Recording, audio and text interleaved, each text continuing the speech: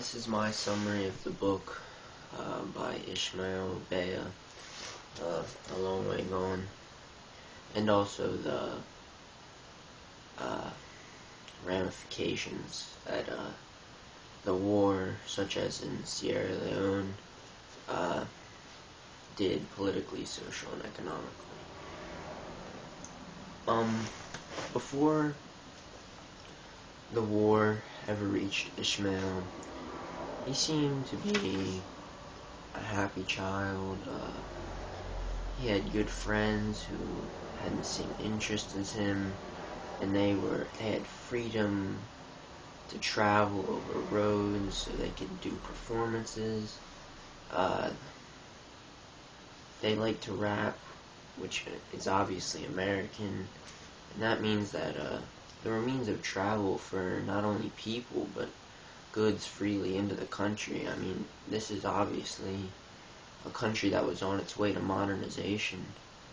But modernization also meant the influence of Western culture on the culture of the people, and the young ones didn't really mind it, but it sparked nationalism in some of the older generations, and that's why the war really came about. It was a civil war, and the government had to be for the change, because if it went against, it would have been the rebels and there would have been no war. But the war started out as an older generation conflict, but once the older generations were losing people, they had to bring in the younger generations, and that's what we see in this book of child soldiers. Being a child soldier, you learn to grow up fast, too fast for anyone to grow up, and that's what we see in this book. It speaks of doing drugs and just killing people mercilessly, and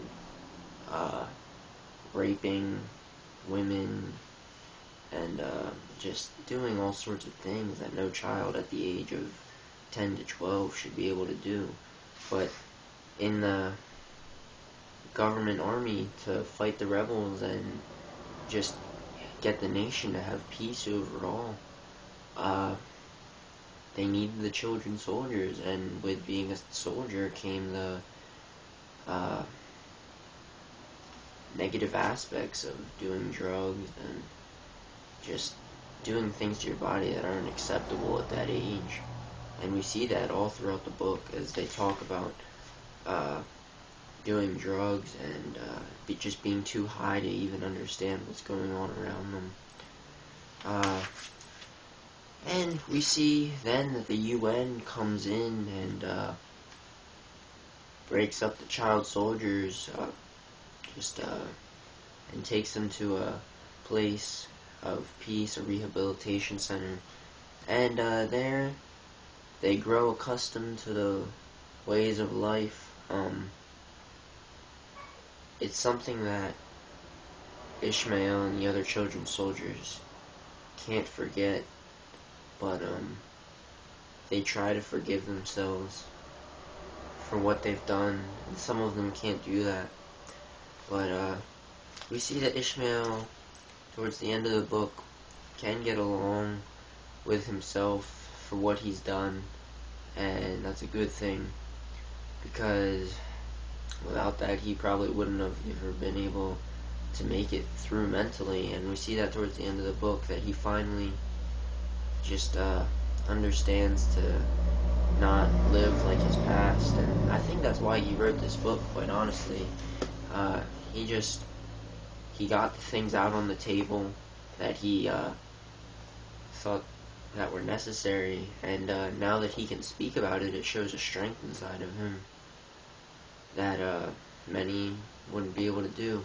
But on to the ramifications of the war.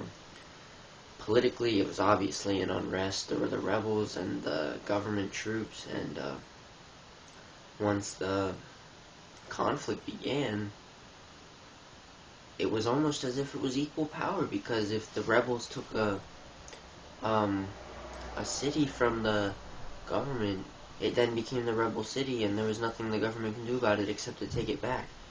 So politically, there was unrest, but once the war was over, that's when the government, the newly formed government, it had started to actually take back what it had lost and try to rebuild the country of Sierra Leone again.